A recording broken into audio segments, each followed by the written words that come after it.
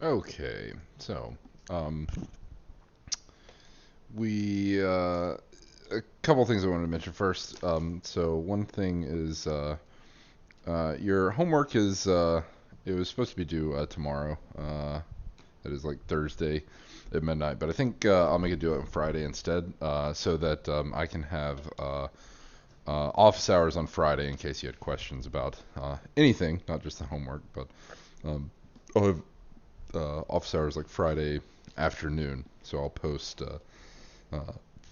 about that later. That way, like I said, you have a chance to ask questions about it if you had any questions. Okay, so last time we were talking about congruence axioms for triangles being congruent. So just you can think of it almost like a shortcut where, technically to prove that two triangles would be congruent, I have like 6 pairs of things that I'd need to verify. But it turns out that fixing 3 of those pairs is enough to guarantee that two triangles are congruent. And so you can play around with which 3 pairs you're allowed to fix. So if I have 2 triangles, I'm just going to freehand some really ugly triangles here that barely qualify as triangles at all. So I have, oh, that's like really bad. Jeez. I have 2 here. That's so bad. Actually, I'm gonna forget that I did that. So let me draw some decent triangles here.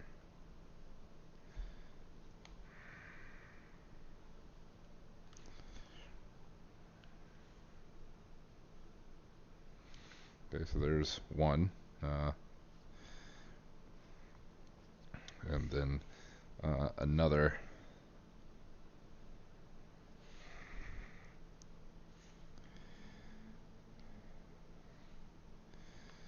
Is this one.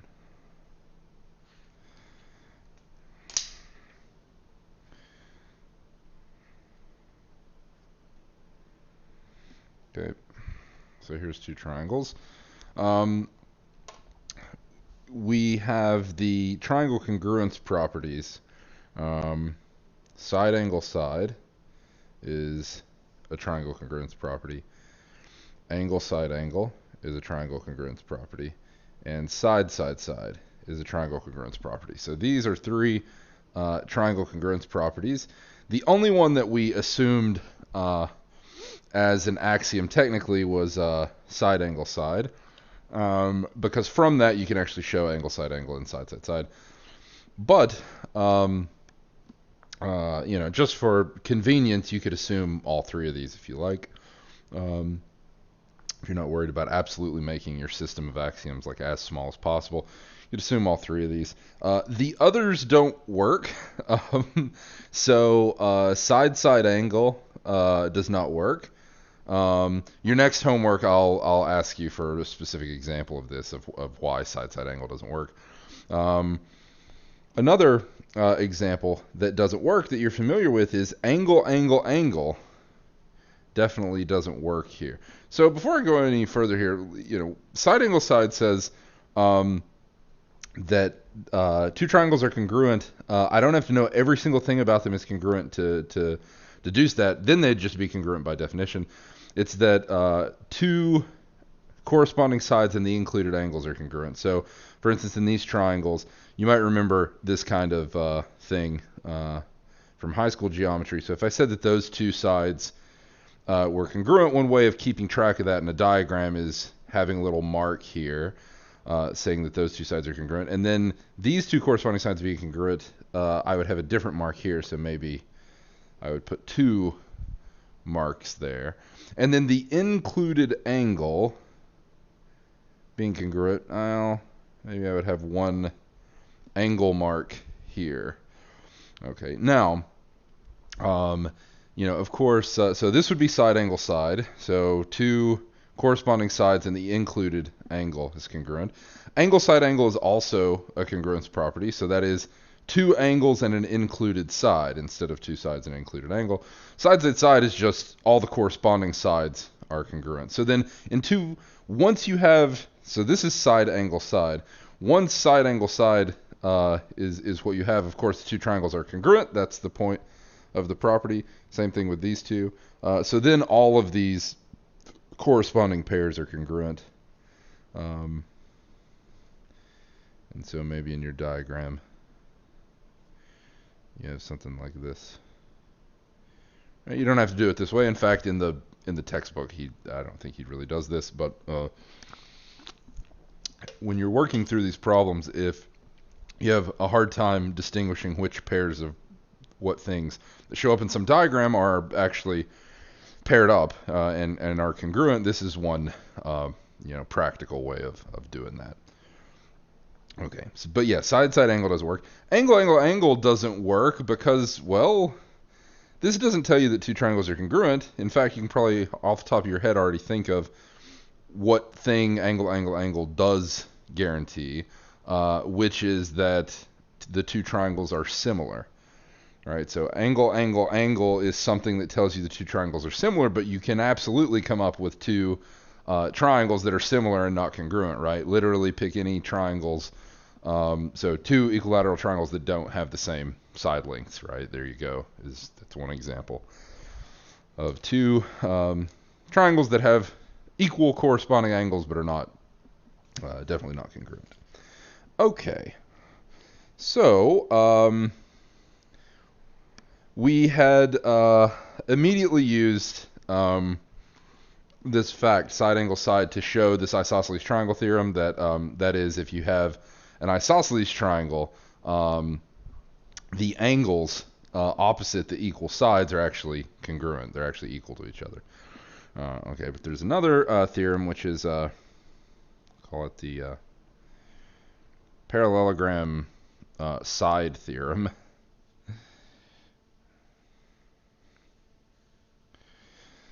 Okay, which is that opposite sides of a parallelogram are equal.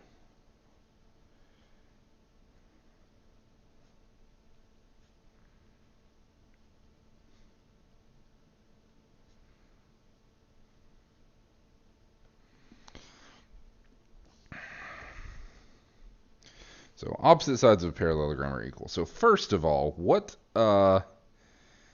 is the definition of a parallelogram? So what is the definition of a parallelogram? Well, a parallelogram is a quadrilateral, so that is it's a figure composed of 4 line segments, right, that closes up. So it is a fourgon, but there's one requirement, and that's that the opposite sides be parallel. Okay, so I'm going to label these vertices. Following what the textbook does, I'm going to label these vertices A, B, C, D. Okay. And the only requirement of a parallelogram, so definition, that A, B, C, D is a parallelogram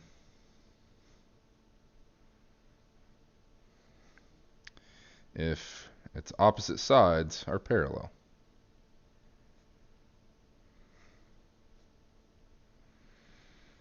Okay.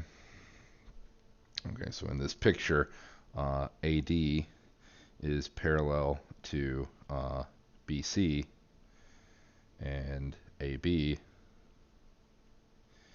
is parallel to CD.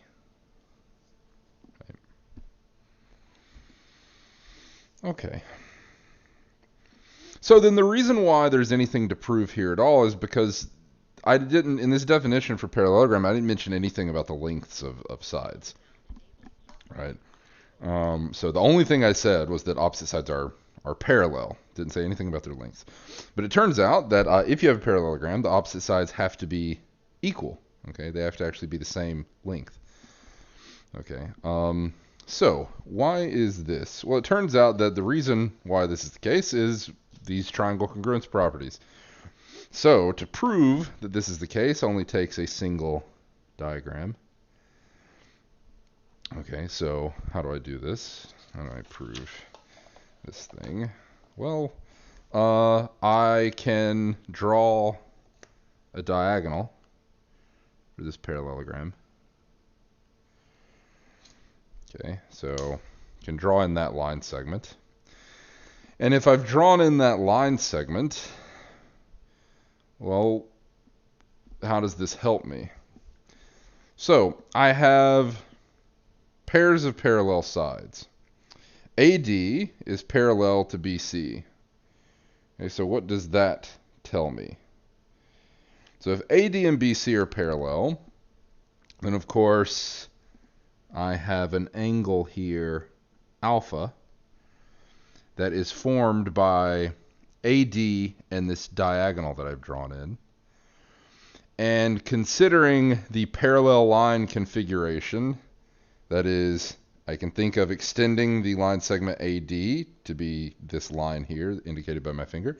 I can think of extending the line segment BC to be this line indicated by my finger. These are parallel lines. I could extend that diagonal line segment to a line. That is a line cutting two parallel lines. Okay, when you're in that situation, alternate interior angles formed by those two parallel lines and that transverse line cutting across are congruent. So this alpha is the same as this angle here. Okay. Similarly, for the other pair of parallel sides, I get two other alternate interior angles. So note, I want you to note that this is all you get from these two lines being parallel. Okay. You don't get the other anything about the other angles. Okay. All right. But now that I know the other pair of sides are parallel, then now these other angles are alternate interior angles for that other parallel configuration. So here's beta, here's beta. Again, because alternate interior angles are congruent. Okay. All right, how does this help me? Well, I also have this diagonal length here, right? what is it that I'm doing?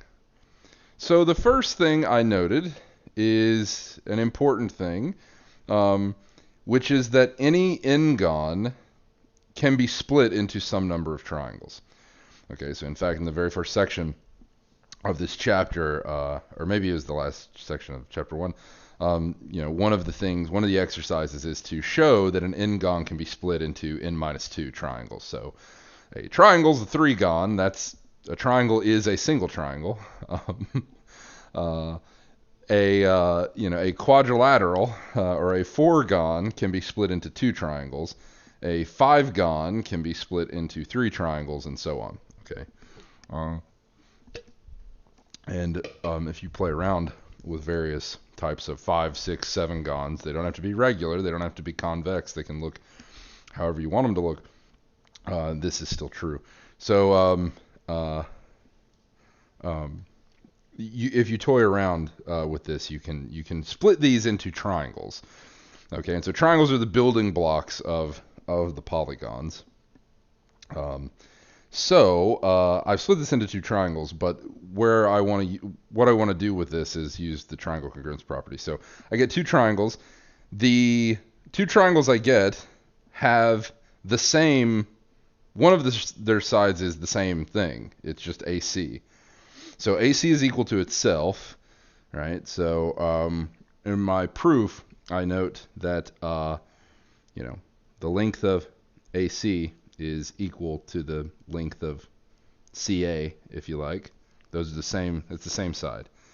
Okay. And of course, I have angles, right, that are equal. So the angle DAC and ACB are equal because they're alternate interior angles. Alternatively, those 2 angles that I've marked beta are equal. And so the 2 triangles are congruent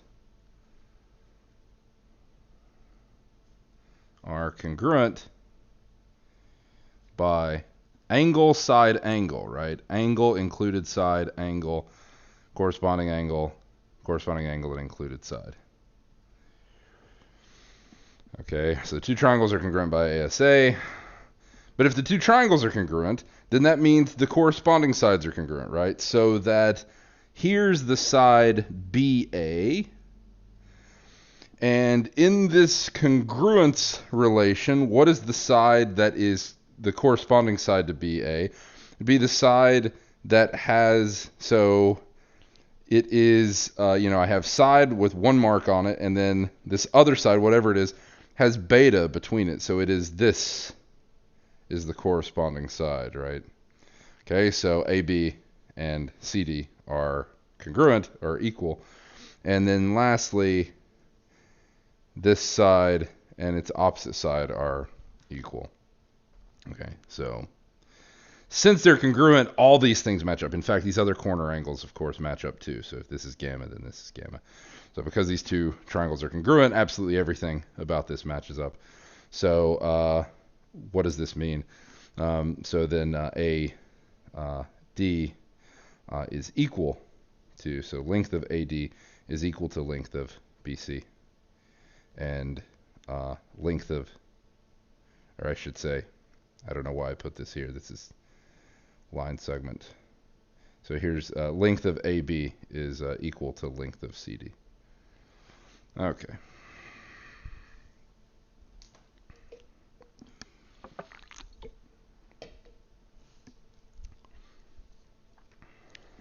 Okay. All right, so this is one example of using, or I should say this is, the second example we have of using triangle congruence properties to prove something. Or triangle congruence axioms to prove something. Okay, so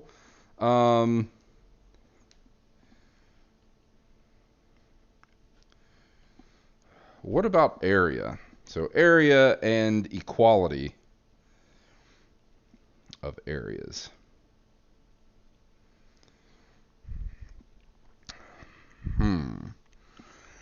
So, the reason why I've included this parenthetical statement here is that, and I'll mention this here in a few minutes, it's that the Greeks were perfectly fine matching up corresponding areas and talking about the equality of areas. But they didn't equate equality of areas with equality of numbers, where the numbers were, corresponding to some areas. The reason why they didn't do that is, as we mentioned before, they didn't view irrational numbers as actual numbers. So since they didn't view irrational numbers as being honest-to-God numbers, they had an issue with considering equality of areas that involved, products of irrational numbers. They had an issue with this. So because of this, they just didn't note that thinking of areas being equal is actually the same as just thinking of numbers being equal. So that's a difficulty that they had. But before, there are some. So first, I've mentioned these before. Euclid has the common notion. So first, we have our common notions, is what they were called in Euclid's Elements. So these were some basic axioms of logic. So what are the common notions? So one, it's things equal to the same thing are equal to one another.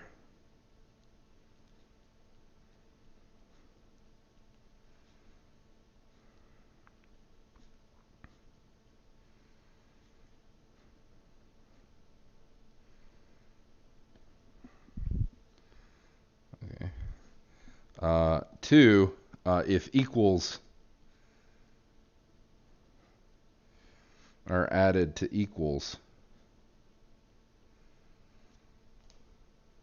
the wholes are equal.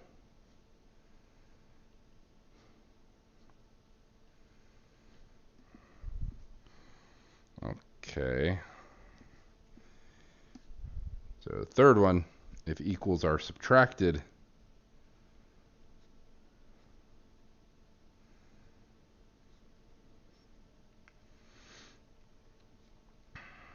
from equals, the remainders are equal.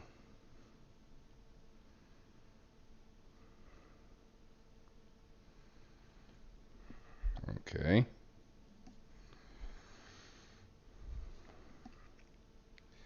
Things that coincide with one another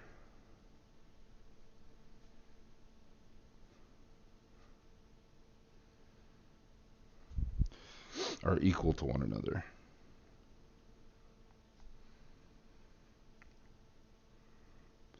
This is a little bit confusing because it's used a word here, coincide. It's not immediately clear what coincide is referring to.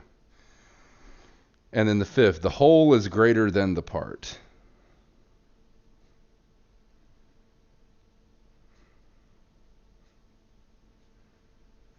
Okay. So what does equal mean here, and what are they talking about? So equal means equal in some way, or with respect to some notion. So that we're not just talking about equality of numbers here. In fact, that's not even really what they had in mind, but you had equality of lengths. That's one thing that could be meant here. Equality of areas is another thing that could be meant here. So it means something like that, equal in some respect. So as I'll say, that when we talk about equal in area, the thing that they thought about when it came to equal in area is not quite what we think about. So I'll talk about that in a second. So addition here and subtraction doesn't just mean addition and subtraction of numbers. It's addition and subtraction of lengths of areas. But you could say, well, can you add a length to an area? So Euclid never does that because it didn't have any meaning. And again, the Greeks didn't put together that all these notions of equality that they were talking about really could be fleshed out as equality of numbers. They always had some underlying quantity like length or area that was being discussed. And they didn't, because the numbers that they were thinking of they didn't include all constructible numbers, basically. They actually only included rational numbers. Okay. So here's an example. So Euclid's Proposition 15 of Book 1. Here, let's consult. I've got my good, any geometer has a book like this lying around. So we have our Euclid, Archimedes, Apollonius, and Nicomachus book. Collected works. Let's see here. So I believe it is book 1, proposition 15. Here we go.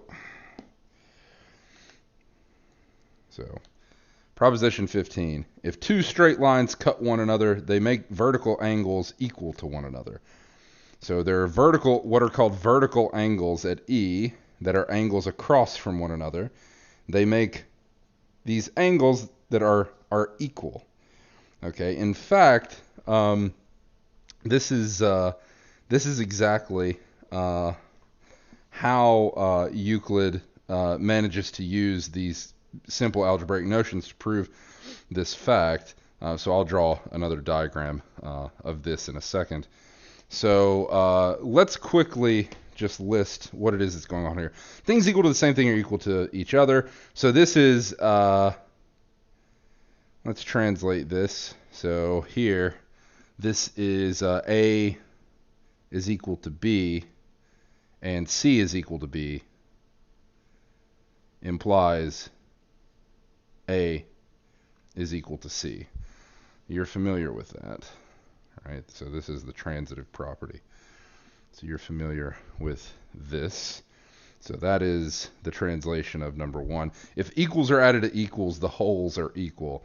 So this is, if A is equal to B, then A plus C is equal to B plus C. It's actually a little more, I'm kind of shortchanging it here. This isn't exactly what it says, even though this is equivalent to what it says. What it technically says is, maybe I'll write it up here. So technically it says if I have A is equal to A and C is equal to D, then A plus C is equal to B plus D, is really what it is saying here. Okay. So if I have equals and I add them together, the wholes, that is the sum of these things, is equal. If equals are subtracted from equals, the remainders are equal. So that, again, is this exact same situation, except this is A minus C is equal to B minus D. Now, of course, for the Greeks, these subtractions would only take place if they made sense. So I'd be subtracting, say, smaller areas or lengths from larger ones so that these are positive. Okay. Things that coincide with one another are equal to one another. I'll wait. I'll defer to talk about this one here in a second. The whole is greater than the part. Well, that's just saying that, if I have an entire line segment, then any part of that line segment has a length that is smaller than the whole thing.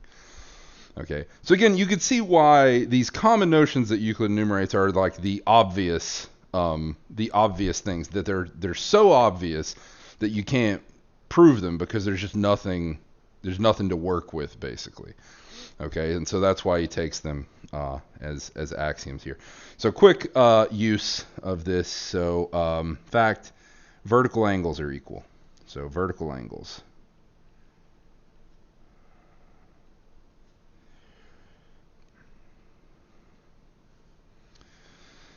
Well, what is a vertical angle? So here, I just take any two lines.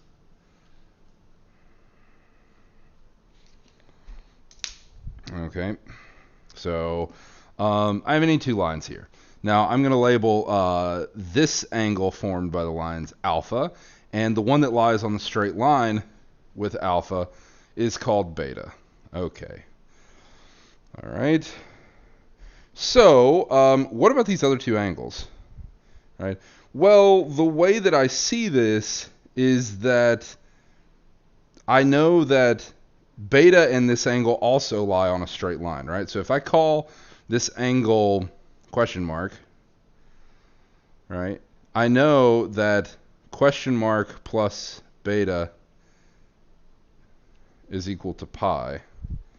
Okay. But I also know that alpha plus beta is equal to pi. Okay. So I have two things that are equal to pi. So then they have to be equal to one another. So alpha plus beta is equal to question mark plus beta. I know that beta is equal to itself. Now you might say that, wait, that's like the reflexive property, and that wasn't assumed somewhere here. But this is included, whether it's listed in these common notions, it is included nonetheless. So beta is equal to beta, so I can subtract beta from both sides, and the remainders are equal, but then the remainders are alpha and question mark, right? So actually, this has to be alpha. And similar reasoning says that this has to be beta. So vertical angles being equal are that whenever you have angles formed like this, the angle across from that angle has to be, they have to be the same. So this is what is meant by vertical angles. So these two angles are vertical and these two angles are vertical. Okay, so that's like the quickest use of these common notions. Okay. All right. So here's another funny use of this. So how about the geometric proof that a plus b squared is equal to a squared plus 2ab plus b squared. Okay. So the Greeks didn't have this kind of notation, so everything was very wordy when it came to describing this. So how was this described by Euclid? In Euclid, he says the following. So in Euclid's writings, he says the following: if a line is cut at random, we'll see what he means by cut here in a second. If a line is cut at random, the square on the whole is equal to the squares on the segments.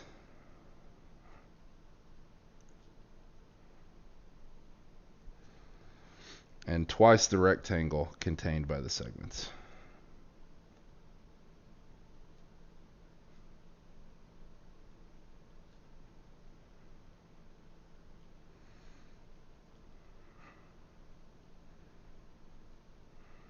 If a line is cut at random, the square on the whole is equal to the squares on the segments and twice the rectangle contained by the segments. So what is the idea here? So let me show you the following diagram. Okay. So here's the following diagram. Now the idea here is that I have a line that I'm thinking of as AB. Maybe I should bring this here. Let me. Is it going to actually focus? There we go. Okay. So I have a line that I'm thinking of as A plus B. When he says cut at random, he means in this way. So I have a square formed by a line segment. The length of that line segment I call A plus B. And I call it A plus B based on wherever it is cut by these perpendiculars. So this divides my square into two subsquares and two identical rectangles. Okay? And so what are the areas of the subsquares? Well, A times A, so A squared. The other subsquare has area b squared. And then the two identical rectangles each have area AB. And so if I'm computing the area of the big square, so the square on the line is what we write as a plus b squared, right? The squares on the two segments A and B. So going back to what he said. So he said, if a line is cut at random, the square on the whole is equal to the squares on the segments and twice the rectangle contained by the segments. So the square on the whole is a plus b squared. It's the area of the big square. The squares on the two segments are a squared and b squared. The rectangle contained by the segments a and b is a times b, so it's twice that. So then the square, a plus b squared, equals in area the sum of a squared, b squared, and two copies of ab. Okay. So that is the diagram showing that this algebraic relationship is held.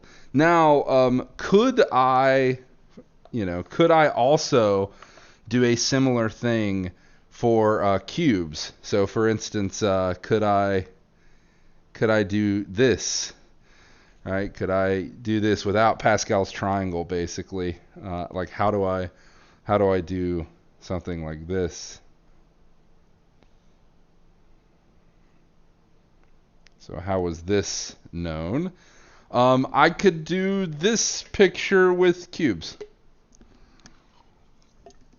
So take this diagram as written and cubify it. Okay, say that I have a cube, so I have some other length here, a plus b, and that will exactly get you the exact same thing. So take this as the base of your 3D diagram that describes this thing, and you can actually see it's the exact same thing. Now, of course, you see some problems thinking about this geometrically rather than developing the algebra, is that we know that there's the binomial theorem that tells you how to expand anything like this, any binomial thing like this.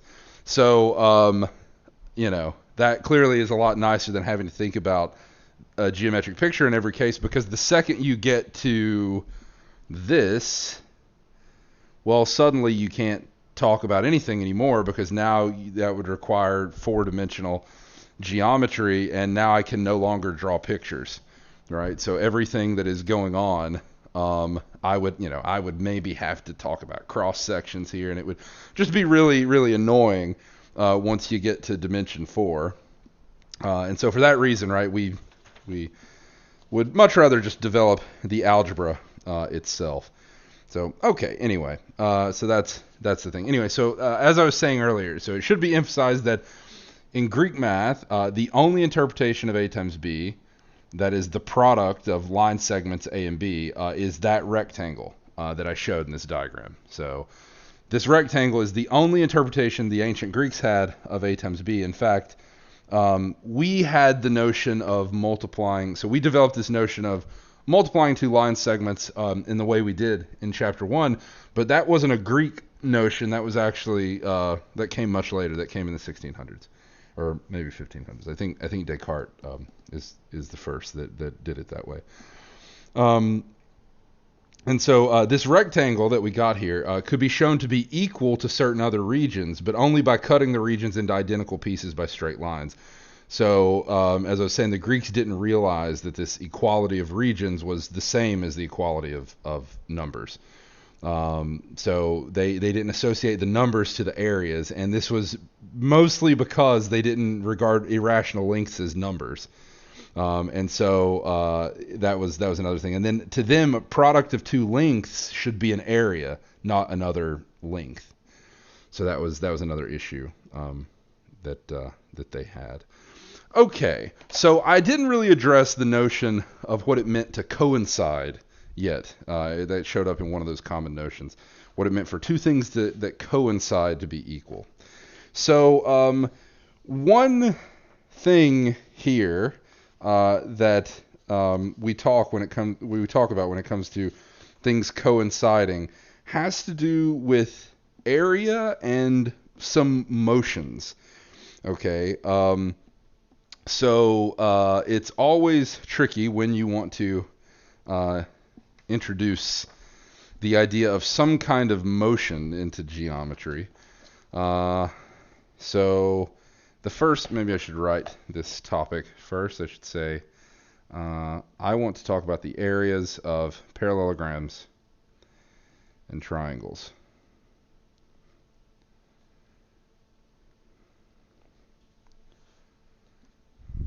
Okay. So what is the idea here? So if I have some parallelogram here,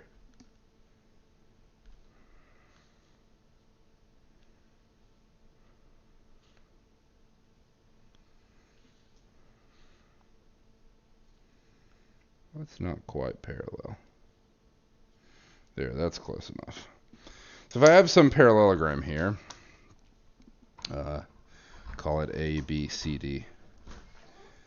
The idea is, how do I compute or compare the area of this parallelogram with some other region I know the area of? In fact, what do I even know the area of right now? Right? So all I know the area of is a rectangle. Right? So the ancient Greeks had the notion of a rectangle having a certain area, and that notion is essentially that if I had whatever this line segment is, if this is A and this is B, then the area, right, is A times B. So this is all I have here. And so the idea of computing the area of a parallelogram is to take this thing that I don't know how to compute the area of and turn it into this somehow, doing some allowed moves that let me do this that don't alter the area. Okay, so for instance, I note that if I cut off this triangle here, okay, I can think for a second, and I could say, well, there are ways I can make an argument here, and you can think about how you would do this, that this triangle that I've marked off here is the same as a like phantom missing triangle that's in this corner here.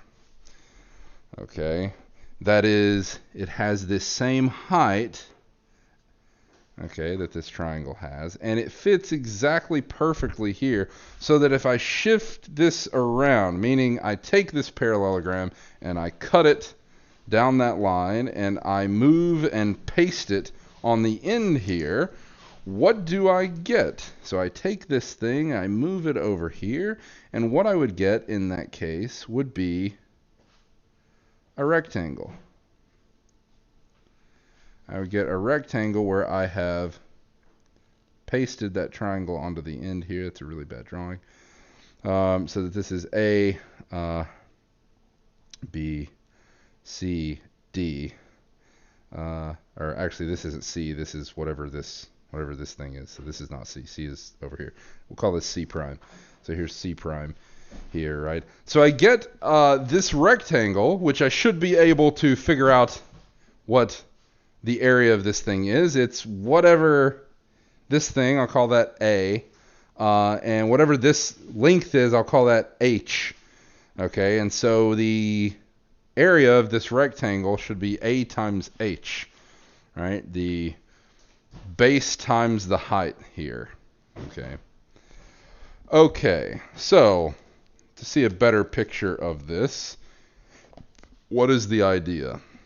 I have parallelogram, I cut, and then I reattach.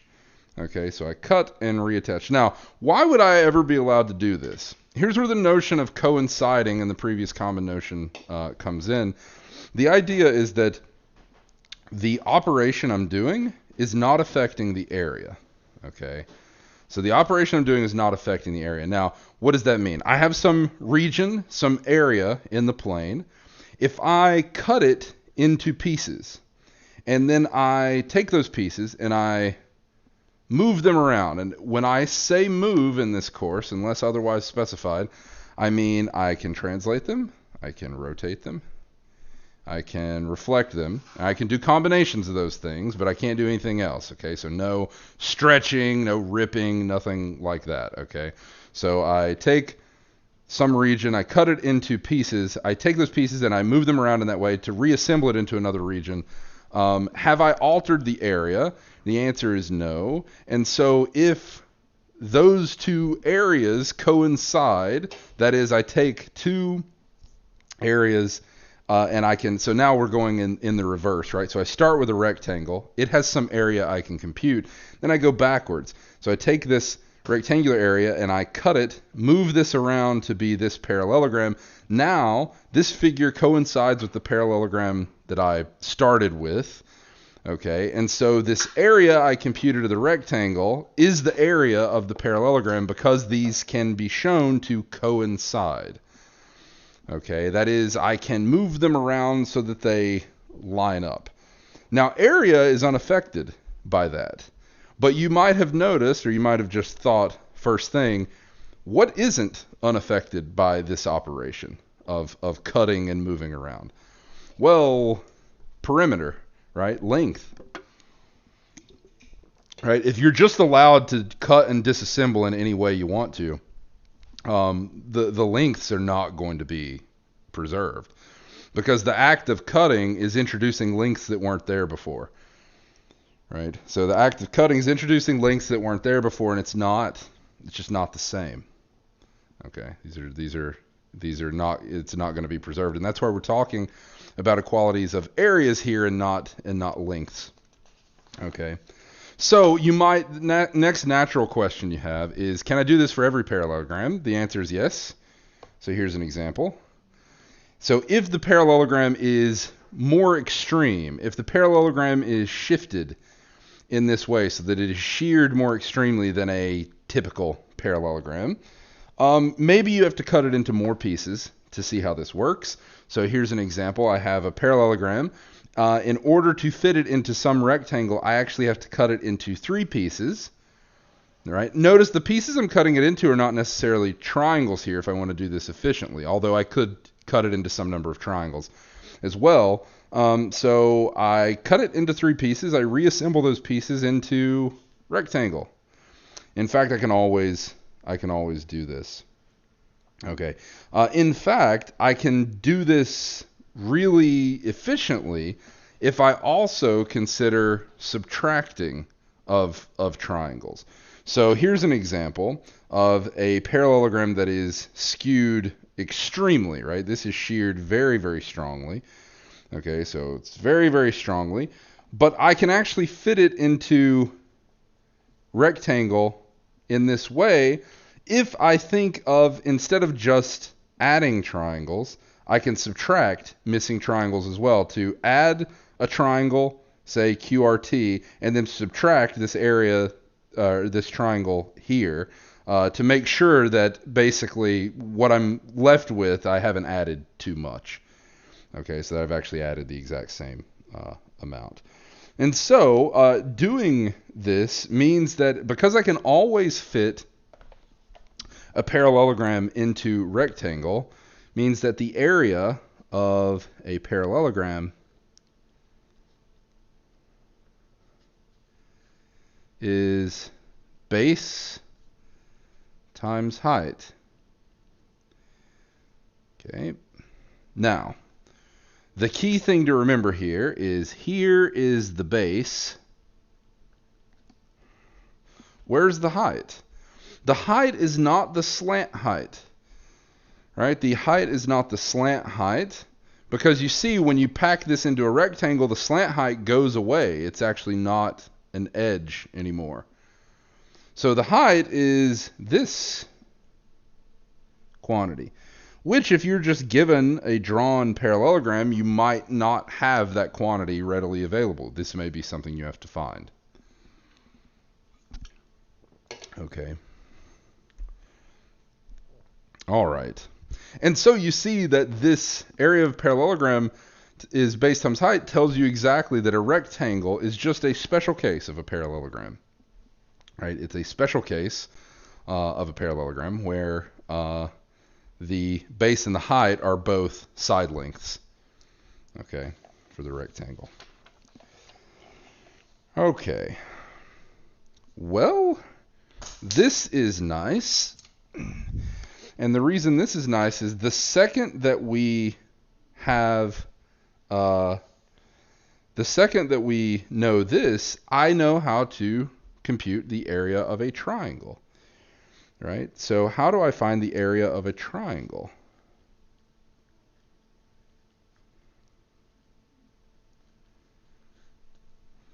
So I begin with whatever triangle you want to begin with. So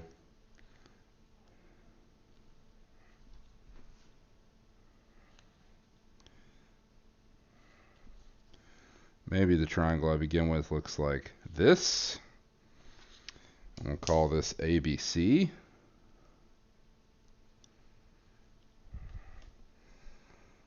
Okay. Well, what can I do here? I can add a congruent triangle, ADC, to this diagram. Okay. How do I do that? Well, adding a congruent triangle here is me recognizing that I can complete this parallelogram in some sense. Okay, well, I did a bad job drawing that, but just pretend, use your imagination. So here's D. So that the area I want to compute, if I shade it in here, okay, is actually what? This area is actually half of the area of this parallelogram. So the area of triangle ABC is half the area of parallelogram ABCD. Okay. But what's the area of parallelogram ABCD? Well, it's base times height, i.e., and so why is this the case, right? This is the case because the area of triangle ABC plus the area of triangle ADC is equal to the area of parallelogram ABCD. So the area of the triangle is equal to 1/2 base times height. Okay, which you all knew. But again, I'm careful here. In this picture, as I've drawn it, where is the base? Well, I get to choose here. So let's say that I've chosen this as my base. Where's the height? If I chose this as my base, the height is this height. Well, how do I figure that out in the triangle? Like if all I had here was the triangle in front of me, what do? You could always produce this parallelogram and find this height, or you could drop it over here, which it shows up as the perpendicular to the line that comes from extending the line segment AB. Right, so here would be the height. Now I said that there's a choice. What if I chose my other side of the triangle as the base, that's perfectly fine. It would alter what the height is, right? The height then, so if this was my base, the height would be chosen so that, so if this was my, if I chose this as my base, the height would be chosen in a different way. This looks almost like a rhombus, so it almost looks like it wouldn't matter. But the idea is that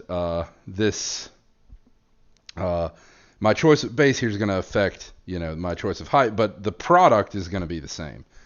So 1/2 base times height is what I get here. Okay, so this is an important fact, but I'm going to stop there. I'll talk about this. I'll finish this discussion up on Friday. So on Friday we'll mostly finish chapter 2. For the most part, we won't entirely finish it because I want to talk about Hilbert's axioms a little bit, which may take me into a little bit of class Monday. But that's the idea here. And then after that, we'll start chapter 3, which brings us to coordinates and the beginnings of linear algebra stuff. So we'll move on from the Euclidean construction approach and do some other approaches when it suits us to replace some of these diagrams. Okay, so anyway, that's the deal. So I will. So the question is, you don't actually have to cut the. You're talking about the original. This thing. So is this the most efficient way of doing it? You can. So for this parallelogram, is this the most efficient way to put it into some form? Let's see here. I think so. So the thing is that you can cut it into less pieces and assemble it into a piece that you can compute the area of separately. That's something you can do. But to put it into a rectangle, you can't always do it with just 2 cuts. Okay, you can always do it with 2 cuts if you're willing to actually subtract pieces as well. You can essentially do it in one step. Question for the homework: are we allowed to use that A over B equals C over D implies that A over C equals B over D? Or what does this refer to? This is